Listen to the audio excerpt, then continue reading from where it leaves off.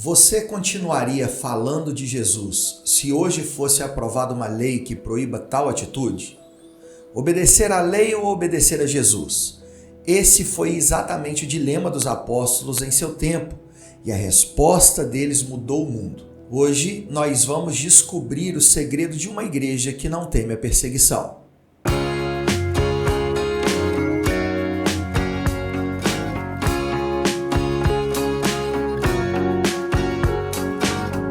EB Dominical. Olá meus irmãos, a paz do Senhor, eu sou Felipe Storti, pastor e professor de EBD. Seja muito bem-vindo ao EB Dominical, seu canal de Bíblia e Teologia embasados nas revistas de adultos da CPAD. Nesse trimestre, o terceiro de 2025, nós estamos estudando a revista A Igreja em Jerusalém, Doutrina, Comunhão e Fé, a base para o crescimento da igreja em meio às perseguições, cujo comentarista é o pastor e também escritor José Gonçalves. Nesse domingo, 17 de agosto, nós vamos estudar a lição 7, uma igreja que não teme a perseguição. Olha, fique até o final desse vídeo porque eu vou deixar aqui uma sugestão de dinâmica para sua aula, tá, professor? Essa dinâmica ela poderá ser baixada gratuitamente e vai ter aqui no link da descrição, no primeiro comentário, que é o comentário fixado. Mas já aproveita e vai deixando aí o seu like nesse vídeo, pega também uma caneta e um caderno de anotações e vamos mergulhar no estudo desta lição que está imperdível. Nós vamos começar fazendo a leitura da introdução da nossa lição. Eu gostaria de explicar que aqui nesse canal nós fazemos a leitura do texto da lição, porque você, professor ou aluno, vocês vão para a sala de aula com o texto da revista e não com os meus comentários, não é mesmo? Vamos então à leitura da introdução. Desde o seu início, a igreja enfrenta oposição e perseguição. Por sua própria natureza, a fé cristã atrai sobre si a rejeição e a perseguição. Isso porque a fé cristã, por defender princípios exclusivos, muitas vezes se choca com os valores seculares e mundanos. Foi assim no primeiro século e é ainda assim hoje. Contudo, devemos destacar que a igreja não está sozinha nem abandonada no mundo. Deus é o seu dono e, portanto, o seu protetor. Vemos ao longo da história da igreja o Senhor agindo de diferentes formas para dar livramento e vitória ao seu povo. Assim, nessa lição, veremos como Deus faz isso capacitando e empoderando o seu povo para viver no meio de um mundo hostil. Em primeiro lugar, eu quero contextualizar você para que você possa entender e explicar bem aos seus alunos, claro, isso se você é professor, ou se você é aluno, para que você possa compreender bem sobre o que a lição falará. Vamos à contextualização. Olha, no capítulo 5 nós vemos a igreja primitiva crescendo rapidamente, após, claro, os eventos ali de Pentecostes. O Espírito Santo está operando com muito poder e muitos sinais e milagres estão sendo realizados pelas mãos dos apóstolos. O capítulo começa com a história do casal que mente sobre sua oferta e acaba morrendo como juízo divino. Isso mostra o nível de santidade e seriedade com que Deus trata a nova comunidade de fé. Apesar do medo que os eventos causaram, o povo continuava se ajuntando e muitos eram curados e libertos.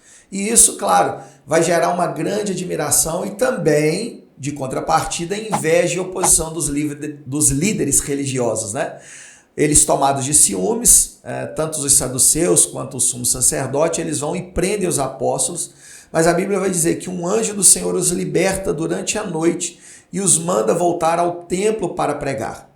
Depois disso, o sinédrio, que não sabia da soltura dos apóstolos, envia servidores ao cárcere a fim de os trazerem de lá, mas eles são surpreendidos com a notícia de que os servos de Deus não estavam na prisão.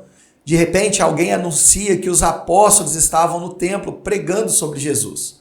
Nesse momento, os apóstolos são trazidos de volta, ali, sem violência, porque o povo apoiava, então eles tinham medos, E eles são ali confrontados. Os líderes religiosos dizem: ordenamos que vocês não ensinem neste nome. Versículo 28 de Atos 5, E é aí que entra o versículo 29, que por sinal é o nosso texto áureo. Pedro, mais uma vez como porta-voz, responde com ousadia: mais importa obedecer a Deus do que aos homens. Eu tenho uma dica aqui para você, professor. Veja que eu contextualizei a lição para entrar no texto áureo. E eu recomendo que você faça isso também, tá bom? Na sequência, nós precisamos encontrar um meio de explicar a verdade prática. Isso pode ser feito assim de uma forma muito simples.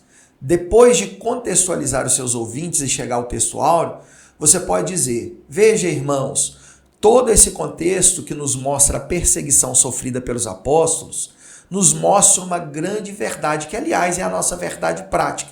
E aí você lê, né? Em relação à verdadeira igreja cristã, há duas verdades inegáveis. Primeiro, a igreja será perseguida. E segundo, Deus a protegerá. Aí você vai fazer uma explicação aos seus ouvintes, dizendo assim: observe que os apóstolos sofreram uma grande perseguição, não só aqui, mas como destacado na nossa leitura bíblica em classe, também lá em Atos 12. Contudo, apesar da perseguição, Deus sempre esteve ao lado da igreja. Pronto. Assim você fez uma boa introdução para a sua aula, você contextualizou os seus ouvintes e mostrou como o texto bíblico valida a verdade prática. Então, de maneira didática, deixa eu recapitular para você. Em primeiro lugar, na introdução, você pode fazer o seguinte: você pode contextualizar, eu acho até que você deve contextualizar, para você chegar lá no texto áureo, que é Atos 5:29. Então, você traz o contexto, apresenta o texto áureo, e dali você conecta ele com a verdade prática. E depois você vai demonstrar que a Bíblia, ela valida a verdade prática. Não é a verdade prática que valida a Bíblia. A Bíblia não precisa ser validada por ninguém, né? Mas a verdade prática, ela é validada pela palavra de Deus, porque ela vai destacar ali uma verdade que é uma verdade bíblica, tá bom? Agora então nós estamos prontos para ir para o primeiro tópico da nossa lição. E o nosso primeiro tópico tem por título A Igreja Perseguida. Vamos explorar. Subtópico primeiro, os perseguidores. Na Bíblia, vemos que as autoridades religiosas da época dos apóstolos começaram a se opor à igreja. Atos 5 menciona 3 grupos: os sacerdotes, os saduceus e o capitão do templo. Os saduceus eram um grupo muito influente, com grande poder político e religioso. Eles tinham o apoio dos sacerdotes e dos anciãos. E dentro dessas classes religiosas eram os mais poderosos. Esse grupo já havia tentado atrapalhar o ministério de Jesus várias vezes, criando dificuldades sempre que podiam. Os anciãos eram líderes judaicos influentes, representando tanto aspectos religiosos quanto políticos, mas sem exercer funções sacerdotais no templo. Já o capitão do templo, mencionado também em Atos 4:1, era um sacerdote de nível inferior, mas que tinha autoridade policial dentro do templo. Esses grupos, cada um com sua influência, viram a igreja como uma ameaça e fizeram de tudo para impedir a pregação do evangelho. Esse subtópico começa nos informando que as autoridades religiosas começaram a se opor à igreja. A pergunta é: por que elas fizeram isso? Destacamos aqui algumas razões. Em primeiro lugar, porque a igreja crescia rapidamente e isso colocava em risco a autoridade dos líderes religiosos tradicionais, bem como a fama deles.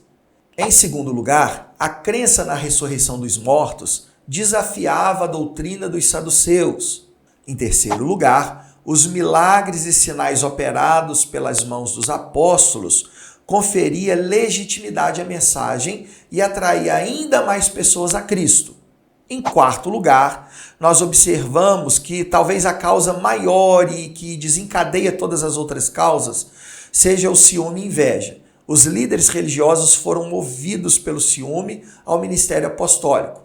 Por fim, destacamos o temor da instabilidade social. O impacto crescente da igreja podia ser visto como uma ameaça de desestabilização, potencialmente atraindo a atenção negativa das autoridades romanas.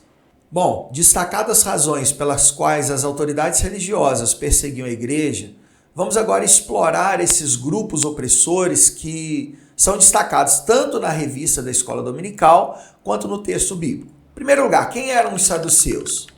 Os saduceus eram um partido aristocrático. Isso significa que eles eram um grupo formado por aristocratas. Isso é, um grupo de classe social dominante por sua riqueza, status e poder. Por isso, os saduceus, como está dito aí, como eu acabei de dizer, era um partido aristocrático. O partido dos saduceus era composto por homens educados e ricos, opostos aos fariseus. O nome provavelmente deriva do sacerdote Zadok. Eles limitavam suas crenças às doutrinas encontradas no texto sagrado, rejeitando tradições orais e se aderindo estritamente à letra da lei. Distinguiam-se ao negar a ressurreição, a existência de anjos e espíritos, além de defender o livre-arbítrio, acreditando que os atos bons e ruins resultavam apenas do poder da vontade humana, sem a necessidade da intervenção divina. Os saduceus foram fortemente influenciados pela filosofia grega. Eles priorizavam a política e eram associados ao domínio romano. No tempo de Jesus, colaboraram na oposição a ele e aos apóstolos, frequentemente em aliança ou conflito com os fariseus. Durante o domínio de Herodes e dos romanos, tinha grande poder político, administrando o templo e participando do sinédrio. Inclusive, normalmente, o sumo sacerdote era um membro do partido dos saduceus. Por fim, resta dizer que a influência deles declinou depois da destruição do templo em 70. O pastor José Gonçalves, comentarista dessa lição, ele destaca que os saduceus tiveram alguns embates com Jesus, como narrado em Lucas 20, 27 a 40, onde o texto relata o encontro entre Jesus e os saduceus que não acreditavam na ressurreição. Eles apresentam a Jesus um dilema hipotético sobre uma mulher que se casa com 7 irmãos, um após o outro, cada um morrendo sem deixar filhos, questionando de quem ela seria esposa na ressurreição dos mortos. Jesus que responde, que na ressurreição as pessoas não se casam, mas são como anjos, e enfatiza que Deus é Deus dos vivos, não dos mortos, citando ali Moisés e a sarça ardente. Essa resposta silencia os saduceus e impressiona os ouvintes. Vamos aos anciãos. Quem eram eles? O texto bíblico de Atos 5, 21 destaca que havia anciãos juntos aos sacerdotes e ao capitão do templo, na trama ali envolvendo a prisão dos apóstolos.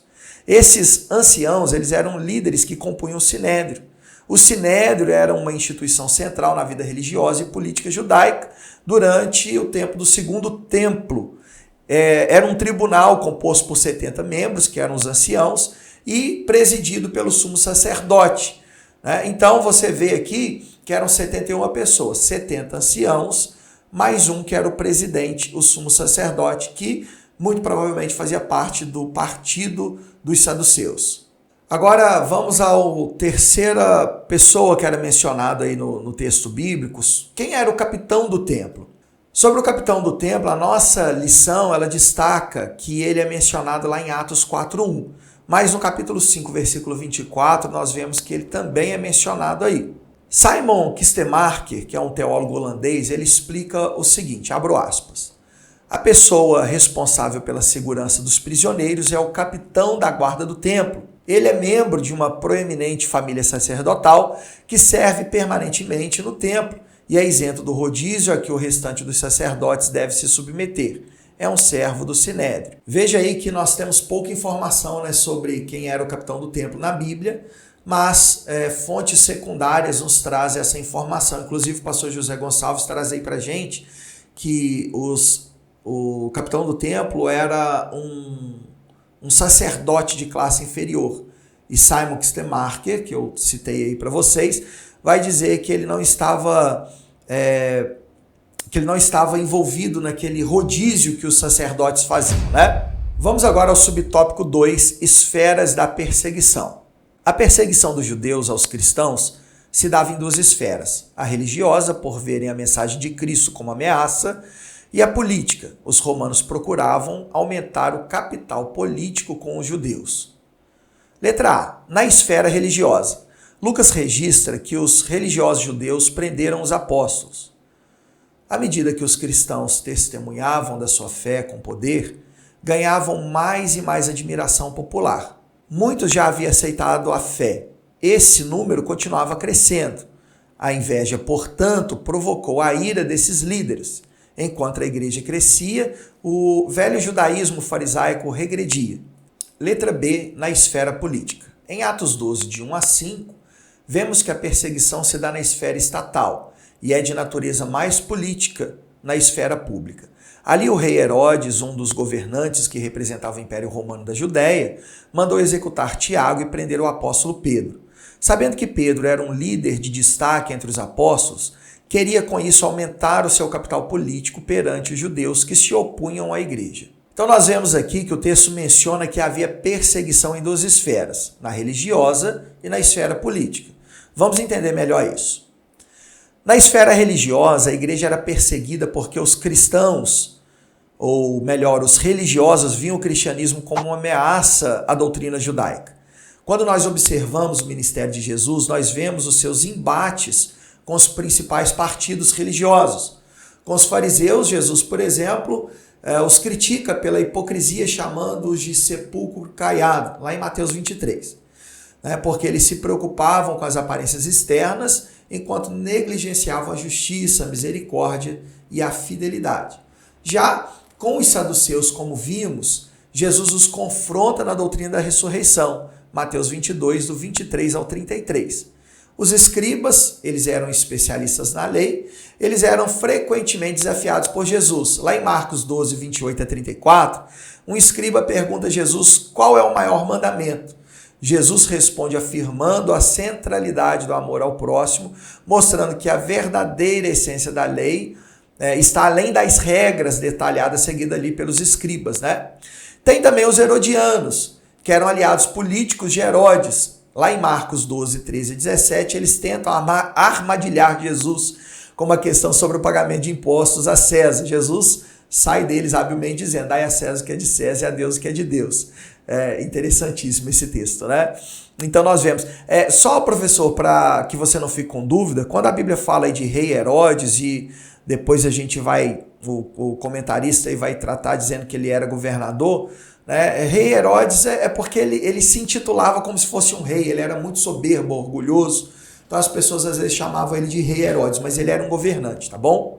Mas voltando agora ao que estávamos dizendo, veja, portanto, então que o cristianismo ele bate de frente com a religiosidade legalista da época, e por que não dizer da dos nossos dias também, Por conta disso a igreja foi e é perseguida, e na esfera política a igreja também foi perseguida.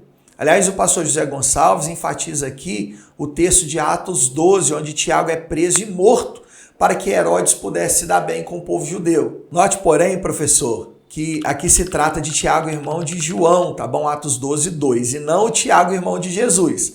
Veja aí o versículo 3 de Atos 12, que a motivação de Herodes era completamente mesquinha e atendia apenas aos seus interesses políticos. O texto vai dizer o seguinte: e vendo que isso agradara aos judeus, continuou mandando prender também a Pedro, e eram os dias dos asmos. Portanto, aí na esfera política, Herodes perseguiu os cristãos, não porque eles faziam o que era ruim para o Império Romano, ou porque eles cometiam qualquer tipo de crime, mas ele fazia isso porque isso politicamente era proveitoso para ele, tá bom? Vamos agora ao último subtópico desse primeiro tópico, que é o subtópico 3, a igreja enfrentará oposição. A igreja sempre enfrentará opositores de um jeito ou de outro. Isso acontece porque o cristianismo bíblico, por sua natureza, acolhe a todos, mas também estabelece princípios para quem deseja segui-lo. Por isso, muitas vezes é visto como antiquado, preconceituoso e indesejado. A perseguição pode mudar conforme o tempo e o lugar, mas o seu objetivo continua o mesmo: silenciar a voz da igreja. Olha, observa o seguinte, professor ou aluno da EBD. Esse último subtópico é uma aplicação do tópico primeiro.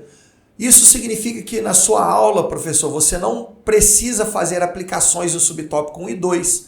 Você pode até ganhar tempo aí fazendo todas as aplicações do conteúdo aprendido no tópico 1 no terceiro subtópico. Como o pastor José Gonçalves já faz aqui a sua aplicação, apenas quero trazer alguns exemplos de oposição sofrida pela igreja, tanto exemplos históricos de oposição quanto perseguição no tempo presente, tá bom? Exemplos históricos: Império Romano. Nos primeiros séculos, os cristãos enfrentaram perseguições severas ali no Império Romano, onde eles se recusaram a adorar o imperador como divino. O imperador achava que era Deus, A fé cristã era vista como uma ameaça à ordem social e religiosa estabelecida. Já na Reforma Protestante, nós vamos ver também perseguições. Os reformadores, ali como Martinho Lutero, enfrentaram grande oposição da Igreja Católica. Os princípios reformistas desafiavam a autoridade e práticas da Igreja, levando a conflitos intensos. Exemplos contemporâneos. Exemplos de regimes totalitários, né? Em países com regimes ateus ou totalitários, como na antiga União Soviética ou na atual Coreia do Norte, a prática do cristianismo foi e ainda é fortemente restrita, com igrejas sendo fechadas e cristãos sendo perseguidos por se oporem à ideologia do Estado. Vamos agora falar de perseguições modernas. Em algumas sociedades ocidentais, com a ascensão de valores secularistas, o cristianismo, às vezes, ele é criticado por suas crenças sobre questões morais e éticas, sendo considerado por alguns como antiquado ou intolerante, porque o cristianismo é mais conservador, não é verdade? E nós estamos vivendo momentos onde a política progressista tem tomado conta, isso é um evento já mundial, né? E acaba trazendo para nós algumas dificuldades enquanto cristãos conservadores. Mas nós sofremos censuras nas plataformas digitais. Alguns cristãos têm relatado que suas vozes são silenciadas ou censuradas nas plataformas digitais quando eles compartilham as suas opiniões baseadas em crenças bíblicas que vão contrariamente às visões culturais. Nós podemos até pensar também alguns desafios no trabalho. Em certas regiões profissionais, os cristãos às vezes enfrentam discriminação ou marginalização por suas crenças, especialmente quando essas crenças entram em conflito com políticas corporativas ou culturais. Bom, todos esses exemplos podem ser usados, professor, na sala de aula, mas também você pode dar oportunidade para que os seus alunos falem sobre outros tipos de perseguição, ou mesmo aquelas que eles encontram e enfrentam, talvez na escola ou no trabalho, enfim, seja lá onde for. É importante dar essa oportunidade aí, tá bom? Com isso, então, a gente termina esse primeiro tópico, mas eu quero te pedir um favor.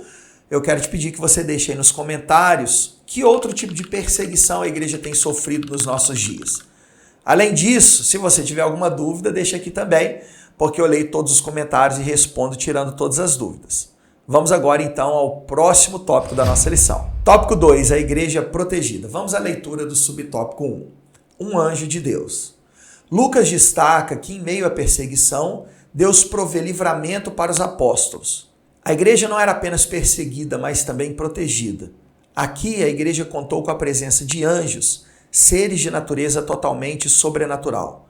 Não é incomum a presença de anjos no livro de Atos. Eles estiveram presentes na libertação de Pedro da prisão, com Filipe em sua missão evangelística, em missão na casa do centurião romano Cornélio, e com o apóstolo Paulo em alto mar.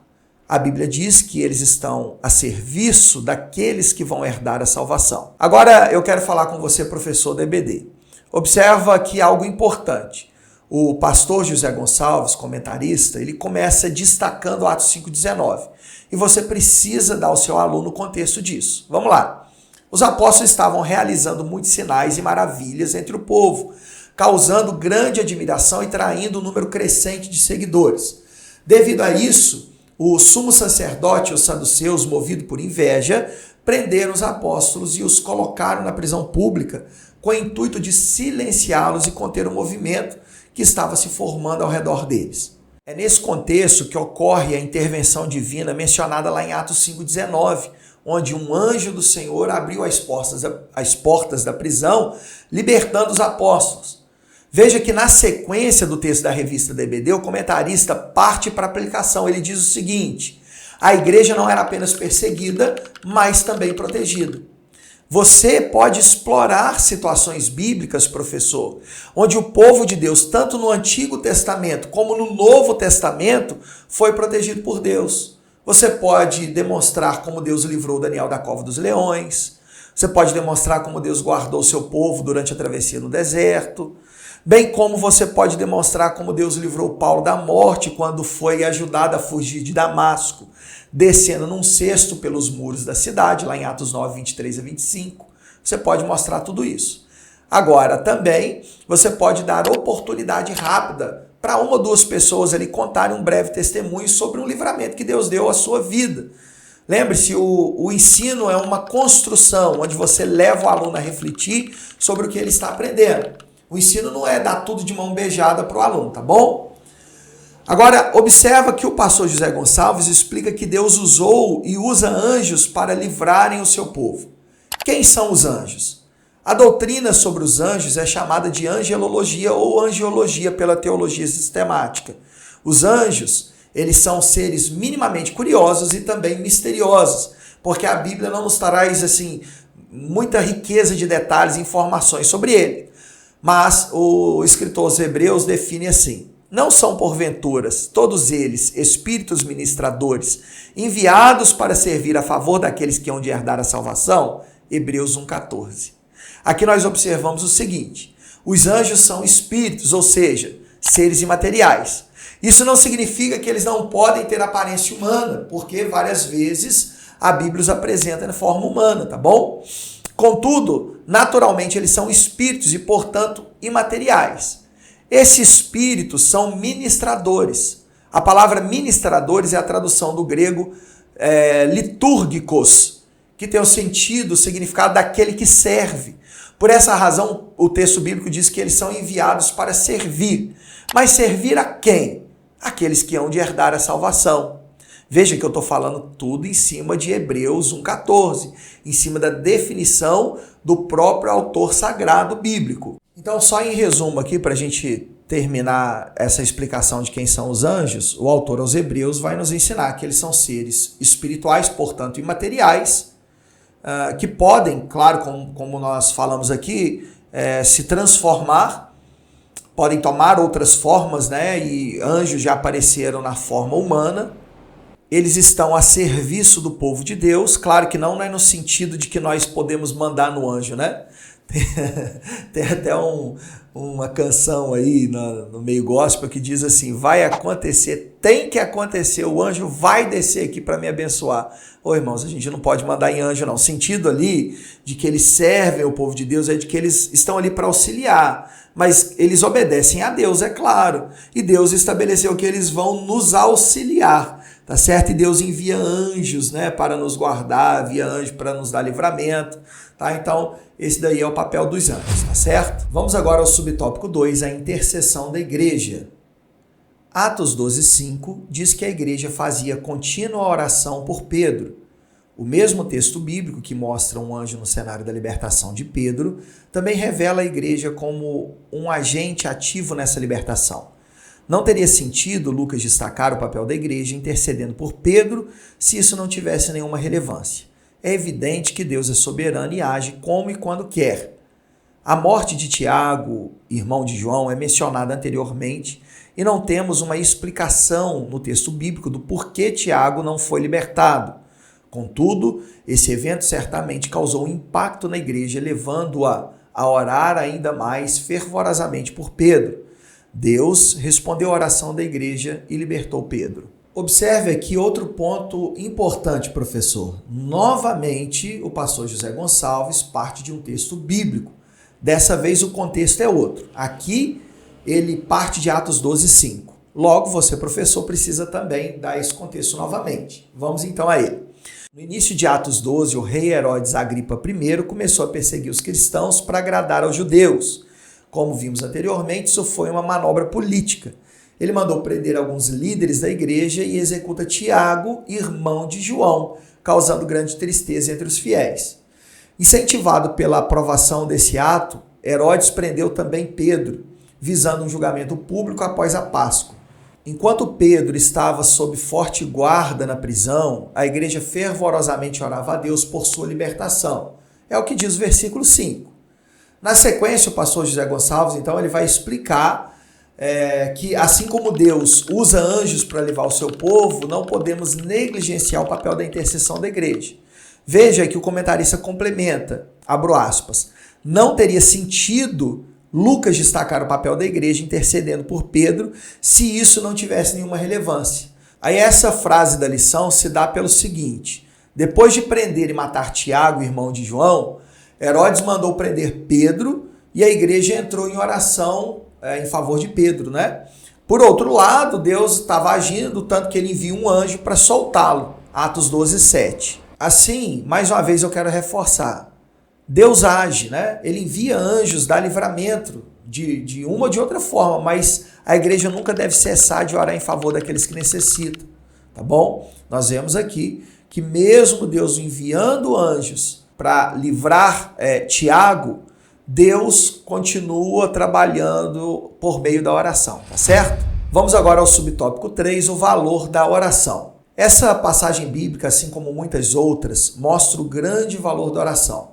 Enquanto os cristãos oravam, o lugar em que estavam tremeu. Quando Paulo orava, teve uma visão com Ananias de Damasco, orando pela cura dele. Enquanto Cornélio orava, um anjo se apresentou a ele.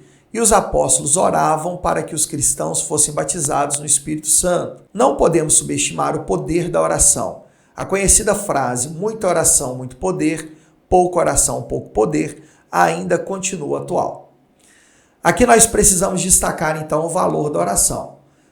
Eu gosto de lembrar que certa vez alguém chegou para W. Tozer e perguntou o que era mais importante para o cristão, a oração ou a meditação na palavra de Deus. Tozer, ele responde com outra pergunta, ele diz, o que é mais importante para um pássaro, a asa da esquerda ou a asa da direita? Veja, irmãos, nós estamos em uma aula aprendendo sobre a Bíblia. E o que a Bíblia ensina? A Bíblia ensina também sobre a importância da oração. John Wesley, certa vez, ele afirma que Deus, ou ele afirmou, que Deus não faz nada que não seja em resposta à oração. Enquanto a igreja ora, Deus opera. Veja aqui os exemplos dessa lição. A igreja estava orando lá em Atos 4:31 e o lugar tremeu. Paulo orava e teve uma visão com Ananias que orava por Paulo e o curava. Enquanto Cornélio, que era um gentio, estava orando, um anjo se apresentava a ele. E ele nem judeu era, né? Os apóstolos oravam e Jesus batizava os cristãos de Samaria com o Espírito Santo, lá em Atos 8:15. Então você observa que, em resumo, o tópico 2 destaca que os anjos agem em favor do povo de Deus, mas que nós nunca devemos abandonar a prática da oração ou desrespeitar a sua eficácia. Bom, tendo dito isso, nós finalizamos aqui o tópico 2, mas eu quero que você deixe aí nos comentários a sua dúvida para que eu possa te ajudar, tá bom? E se você não tiver dúvida nenhuma, né, que bênção, né? Mas deixa aí um comentáriozinho, deixa pelo menos um emoji aí, porque o YouTube entende que o nosso canal é relevante, já vai deixando seu like aí também, porque depois você acaba esquecendo, tá bom? Bora então para o tópico 3, a igreja destemida. Passemos agora à leitura do primeiro subtópico, testemunho com poder. Tão logo foram libertos, os apóstolos começaram a testemunhar de sua fé. De nenhuma forma se sentiram intimidados. Estavam capacitados pelo poder do alto. Não é por acaso que o livro de Atos já foi denominado por antigos escritores de os Atos do Espírito Santo. Vemos o Espírito Santo operando por todo o livro, mesmo quando seu nome não é mencionado. Ele é fonte de poder da igreja. Sem o Espírito Santo, a igreja perde o seu testemunho e se torna inoperante. Olha, eu não quero ser chato não, mas eu preciso falar novamente que o professor e pastor aqui, José Gonçalves, ele começa pelo texto bíblico, né? O que significa que você, professor, tem que contextualizar o seu aluno, tá bom? Vamos lá então. A igreja crescia, causava muito ciúme nos religiosos que mandam prender os apóstolos, mas eles são soltos porque Deus envia um anjo para libertá-los. Mas assim que eles são libertos, os apóstolos não fogem nem vão para casa descansar, mas eles começam a testemunhar da sua fé, Atos 5:25. Tá aí o contexto, tá bom? Aí na sequência, o nosso comentarista explica que os apóstolos não foram intimidados, porque eles estavam capacitados pelo poder do alto. Isso significa que os apóstolos eram cheios do Espírito Santo que os havia capacitado em Atos 2, lá atrás. Assim, o batismo no Espírito Santo é fundamental para o testemunho ousado de Jesus. Contudo, isso não é suficiente. Ser batizado no Espírito é importante, mas não é tudo. É preciso manter-se cheio. Um crente cheio do Espírito Santo enfrenta maiores desafios com ousadia divina.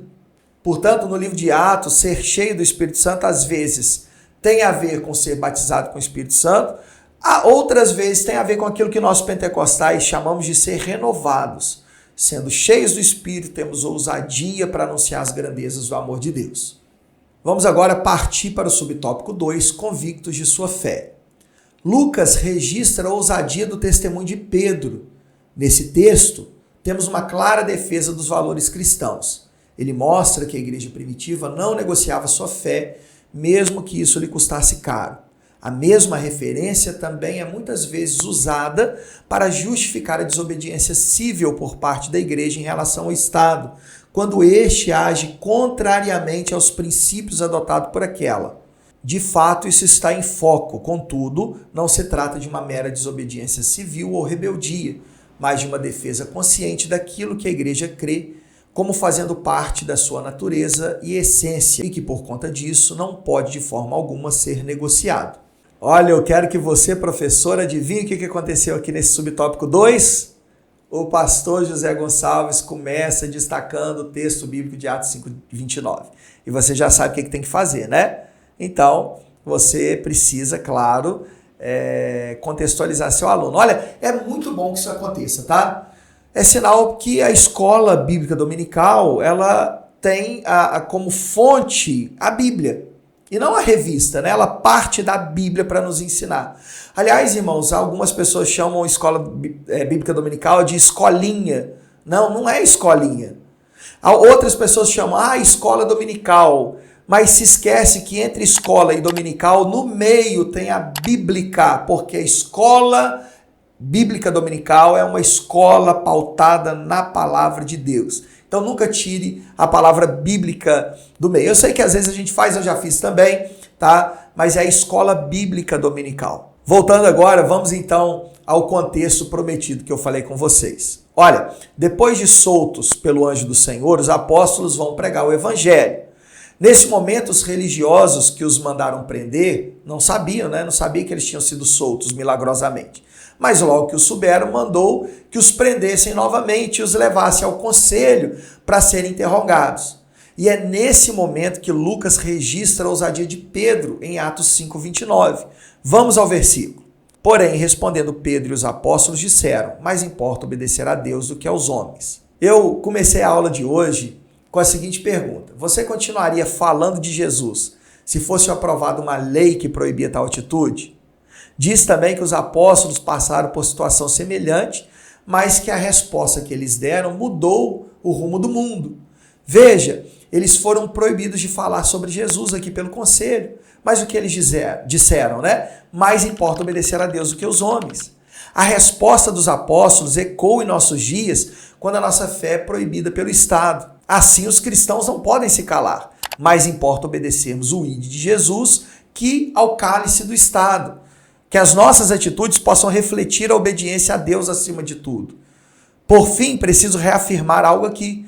Os apóstolos não sucumbiram ao Estado porque eles estavam cheios do Espírito Santo. Assim, para que nós possamos enfrentar as perseguições de cabeça erguida e com coragem, é preciso também que nós nos enchamos do Espírito Santo. Amém, meus irmãos?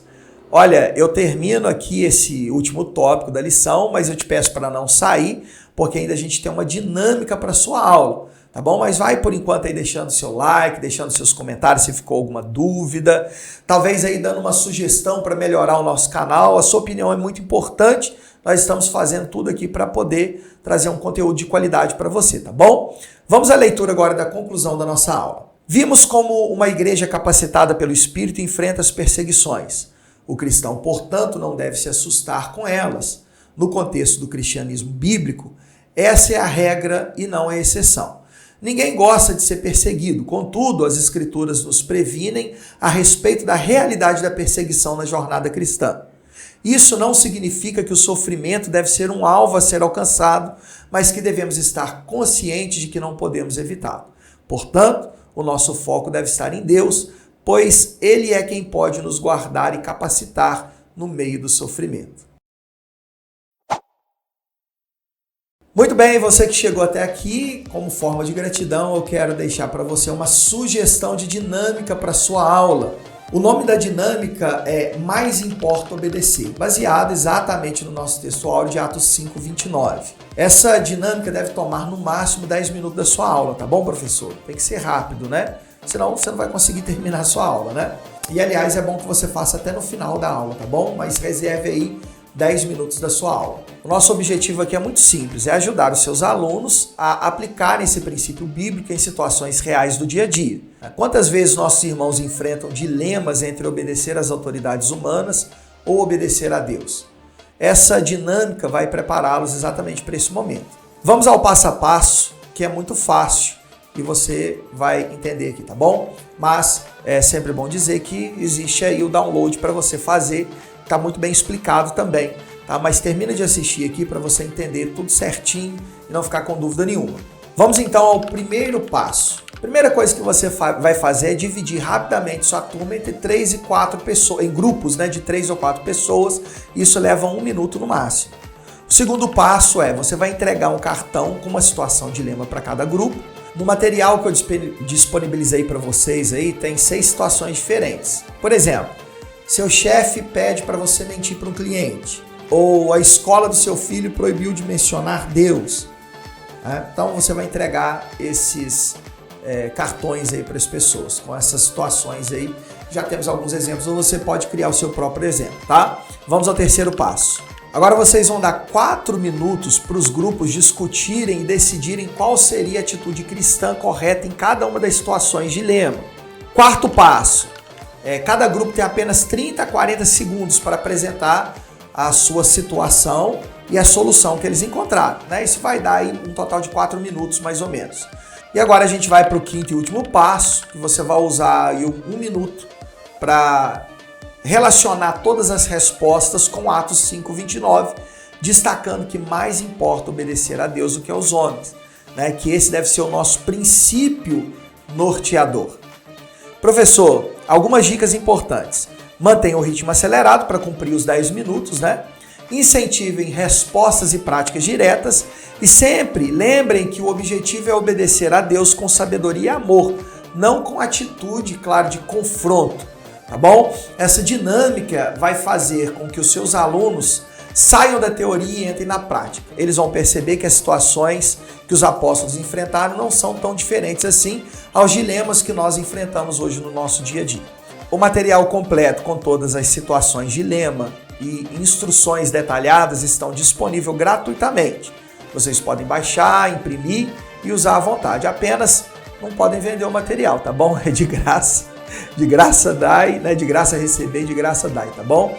Lembre-se, uma igreja que não teme a perseguição é uma igreja preparada para escolher sempre obedecer a Deus, independentemente das consequências que virão, né? E essa preparação começa na nossa sala de aula da EBD.